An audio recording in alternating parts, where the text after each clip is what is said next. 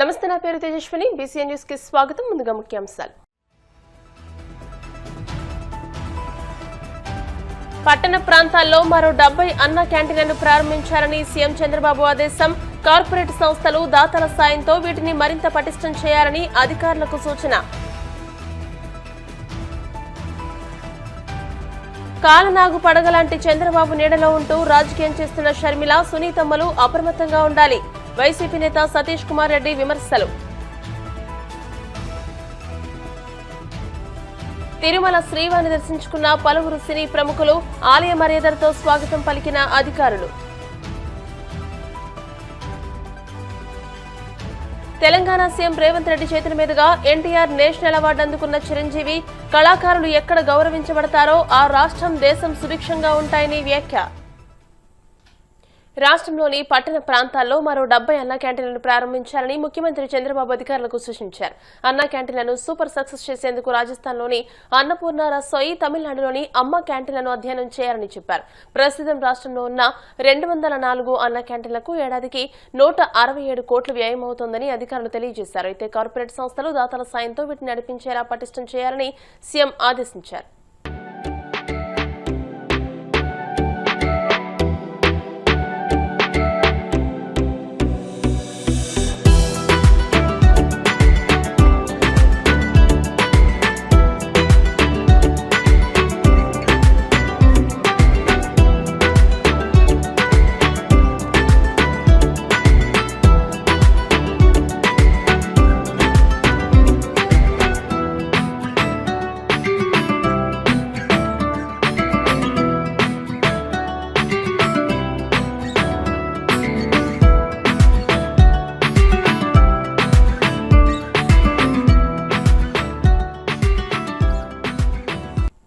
Sharmila APCC అధ్యక్షురాలిగా ఉండి కూడా చంద్రబాబు రాజకీయ ప్రయోజనాల కోసం కష్టపడుతూ ఆయన మౌత్ పీస్ గా మారిపోయారని, మొన్నటి ఎన్నికల్లో ఆమె ఖర్చు చేసిన ప్రతి రూపాయి చంద్రబాబు నుంచే వచ్చిందో లేదో చెప్పాలని YCP general secretary Satish Kumar Reddy demand చేశారు.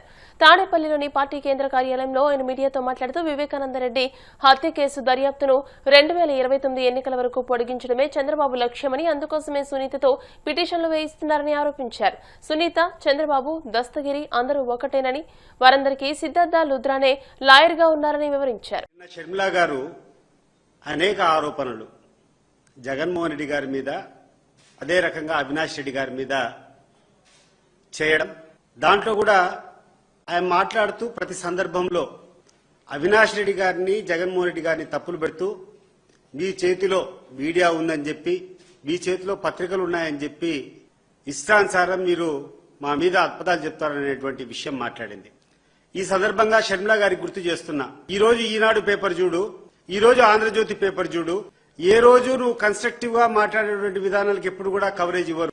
ఇప్పటికీ దాదాపు ఈ సోదరి మనులిద్దరికి, మన సునీతమ్మ కావచ్చు, లేకుంటే షర్మిలమ్మ కావచ్చు, అనేక సందర్భాల్లో హెడ్ లైన్స్ లో, ఫ్రంట్ పేజీలో, ఆంధ్రజ్యోతిలో గాని, ఈనాడులో గాని ఎప్పుడు ప్రకటన వచ్చినా కూడా జగన్మోహన్ రెడ్డి గారి ఇమేజ్ ను డ్యామేజ్ చేయడం కోసం, అవినాష్ రెడ్డి గారి ఇమేజ్ డ్యామేజ్ చేయడం కోసం వివేకానంద రెడ్డి హత్యను వాళ్ళకు ఆపాదిస్తూ చేసేటువంటి ప్రకటనలు తప్ప ఏమైనా ఉన్నాయా అని చెప్పి ఈ సందర్భంగా నేను ప్రశ్నిస్తున్నా. ఏమమ్మా షర్మిలమ్మ, నువ్వు చెప్పు, ఇప్పుడు పత్రికలు నీ పక్కన ఉన్నాయా, పత్రికలు జగన్మోహన్ రెడ్డి వైపు ఉన్నాయా, లేకుంటే వైఎస్ఆర్ కాంగ్రెస్ పార్టీ వైపు ఉన్నాయా? ఇప్పటికీ కొన్ని వందల సార్లు ఈనాడు పేపర్లో హెడ్ లైన్స్, ఆంధ్రజ్యోతిలో హెడ్ లైన్స్, మీకు కావాల్సినటువంటి ఏబిఎన్ ఆంధ్రజ్యోతిలో, TV5 లో ప్రత్యేకమైనటువంటి ప్రసారాలన్నీ మీ ప్రెస్ మీట్ పెడితే వస్తాయి. ఎప్పుడు వస్తాయి?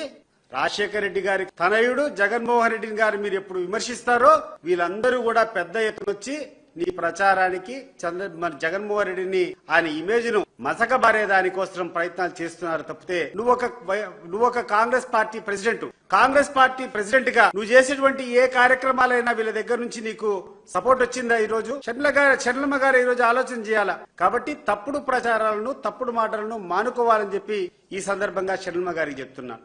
ముఖ్యంగా ఆమె చేసేటువంటి అభియోగాలు ఏ చెల్లెలకు కూడా ఇటువంటి అన్న దొరకకూడదు అని చెప్పి మాట్లాడడం జరిగింది. నేను అడుగుతున్నాను షర్మిలమ్మ గారిని, అమ్మా ఏం తక్కువ చేశాడమ్మా మీ అన్న నీకు? నువ్వేదో మాట్లాడితే విల్లు మా తండ్రి రాసినటువంటి విల్లు అని చెప్తావు. మీ తండ్రి విల్లు రాస్తే మీ తండ్రి విల్లు ఆయన సంపాదించినటువంటి ఆస్తుల మీద ఉంటుంది తప్పితే, మీ సోదరుడు సంపాదించినటువంటి ఆస్తుల మీద విల్లు రాసేటువంటి అవకాశం ఎక్కడికైనా తండ్రికి ఉంటుందా? ఒకసారి ఆలోచన చేసి చెప్పాలా. ఎందుకంటే మేమందరం కూడా ఈ సమాజంలో బతుకుతున్నాం. మాకు అక్క చెల్లెళ్ళు ఉండారు, మాకు కూడా కుటుంబాలు ఉన్నాయి, మాకు కూడా అంత ఇంత చట్టాలు తెలుసు. రాజశేఖర రెడ్డి గారి ద్వారా ఏదైనా ఆస్తి సంపాదించింటే ఆ ఆస్తిలో నీకు రావాల్సినటువంటి వాటా వచ్చిందా లేదా అనేటువంటి విషయం ఈ రోజు నువ్వు సమాధానం చెప్పాల్సినటువంటి అవసరం ఉంది. నీకు 1995లో నీకు వివాహం అయింది. ఆ రోజు నుంచి 30 సంవత్సరాల క్రితం నీకు పెళ్లి అయిపోయినా రాజశేఖర రెడ్డి గారి కుటుంబంతో నీకు కట్ అయినా కూడా నీకు ఆ రోజు రాజశేఖర రెడ్డి గారు రాసినటువంటి ఆస్తులు ఆయన విల్లు అంతా ఒకసారి నీకు మళ్ళా ఒకసారి చెప్తున్నాను. హైదరాబాద్ బంజారా హిల్స్ లో రోడ్ నెంబర్ 2లో ఇంటిని రాజశేఖర రెడ్డి గారు మీకు ఇచ్చారా లేదా? అదే రకంగా ఇడుపలబాయిలో 51 ఎకరాల భూమి మీకు ఇచ్చారా లేదా? అదే రకంగా 15 మెగావాట్లు SRS hydro project, small hydro project మీకు ఇచ్చారా లేదా? నెల్లూరు జిల్లా గూడూరు పట్టణంలోని రాజా వీధిలో ఉన్న శ్రీ గంగమ్మ పరమేశ్వరి అమ్మవారి దేవస్థానంలో గురువారం ఉగాది వేడుకలు ఘనంగా నిర్వహించారు. ఆలయం పరిసర ప్రాంతాలను విద్యుత్ దీపాలతో అలంకరించారు. అమ్మవారికి విశేష అలంకరణ ఏర్పాటు చేసి పట్టణ పురవీధిలో గ్రామోత్సవం వైభవంగా నిర్వహించారు. ఈ సందర్భంగా ఏర్పాటు చేసిన తెనాలి బ్యాండ్, తప్పెట్లు, గొల్లల వేడుకలు ప్రత్యేక ఆకర్షణగా నిలిచాయి.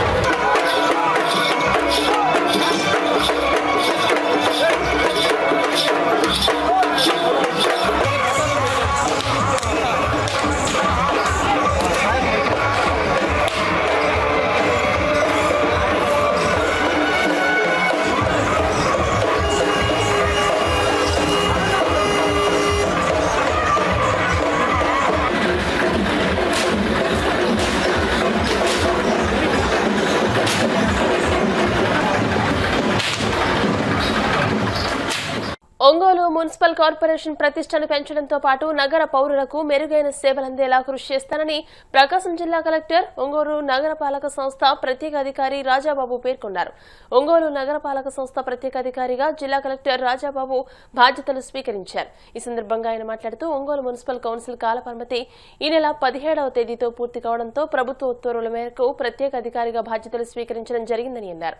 ఒంగోలు నగర అభివృద్ధితో పాటు నగర పౌరులకు అందిస్తున్న సేవలపై ప్రత్యేక దృష్టి సారించి మెరుగైన సేవలందించేలా చర్యలు తీసుకుంటారని తెలియజేశారు. 17తో క్లోజ్ అవడంతో గవర్నమెంట్ స్పెషల్ ఆఫీసర్గా ఒంగోలు మున్సిపల్ కార్పొరేషన్కి కలెక్టర్ని అపాయింట్ చేయడం జరిగింది. సో అందులో భాగంగా ఈరోజు ఒంగోలు మున్సిపల్ కార్పొరేషన్ స్పెషల్ ఆఫీసర్గా బాధ్యతలు తీసుకోవడం జరిగింది. ఒంగోలు పట్టణం గురించి మీ అందరికీ తెలుసు. కొన్ని పర్టినెంట్ ఇష్యూస్ ఉన్నాయి, like water scarcity and water సప్లైలో మనకి 2 డేస్కి 3 డేస్కి ఒకసారి సప్లై అవుతుంది. అది ఇమీడియట్గా అడ్రస్ చేయవలసి ఉంది. దానికి సంబంధించి అమృతిలో మనకి ఆల్రెడీ అరౌండ్ 450 crores టెండర్స్ కూడా అయిపోయి వర్క్స్ కూడా త్వరలో స్టార్ట్ అవుతాయి. ఒక 1 yearలో ఆ వర్క్ కంప్లీట్ అయితే మనకి వాటర్ సమస్య అనేది ఈ ఒంగోలు మున్సిపల్ కార్పొరేషన్కి ఉండదు. అదేవిధంగా దీంతోపాటు డెవలప్మెంట్ అనేది చాలా చాలా ఇంపార్టెంట్. సో మున్సిపల్ కమిషనర్గా నాకు గ్రేటర్ విశాఖపట్నం మున్సిపల్ కార్పొరేషన్లో నేను ఆల్రెడీ కమిషనర్గా చేసి వచ్చాను కాబట్టి ఈ మున్సిపల్ ఇష్యూస్ అన్నీ కూడా నాకు ఐడియా ఉన్నది. సో డెవలప్మెంట్ మీద ఎక్కువ మనం ఫోకస్ చేయాలి. ప్రాపర్గా ట్యాక్స్ కలెక్షన్స్ కానీ, తర్వాత ఎక్కడైనా రోడ్స్ లేయింగ్ కానీ, అదేవిధంగా ప్రాపర్ పార్కింగ్ ప్లేసెస్ డిసైడ్ చేయడం కానీ, ప్రాపర్ వెండర్ జోన్స్ క్రియేట్ చేయడం అనేది చేయాలి. అట్ ద సేమ్ టైం ఏంటంటే మున్సిపల్ కార్పొరేషన్ ఎప్పుడు కూడా చాలామందికి ఒక డెస్టినేషన్ సెంటర్లా ఉంటుంది. సో టౌన్ కాబట్టి ప్రజలందరూ కూడా రావడం జరుగుతుంది. సో వాళ్ళందరూ ఇక్కడికి వచ్చినప్పుడు ఏ విధమైనటువంటి ఇబ్బందులు లేకోకుండా, ఎస్పెషల్లీ టాయిలెట్స్, దాని మీద మనం కాన్సన్ట్రేట్ చేస్తాము. ఇటీవల కాలంలో ఇన్ఫ్లక్స్ చాలా బాగా పెరిగింది. ఒంగోలు టౌన్కి ప్రతి పని మీద రావడం 19%, అంటే గతంలో ఉన్నదానికన్నా 19% ఇన్ఫ్లక్స్ పెరిగింది. కాబట్టి దానికి తగినట్టు ఏర్పాట్లన్నీ కూడా మనం చేస్తాము. రెవెన్యూ పెంచాలి.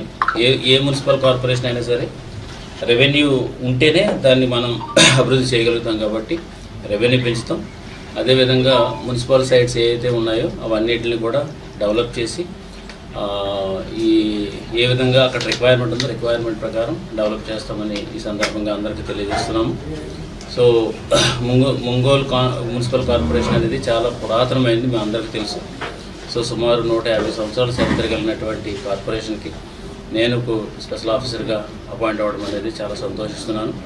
సో డెఫినెట్గా అందరం కలిసి ఈ ఒంగోలు మున్సిపల్ కార్పొరేషన్ యొక్క ప్రతిష్టను పెంచడంతో పాటు అన్ని ఫెసిలిటీస్, వరల్డ్ క్లాస్ ఫెసిలిటీస్ అన్నీ కూడా మనకు కల్పించాలి.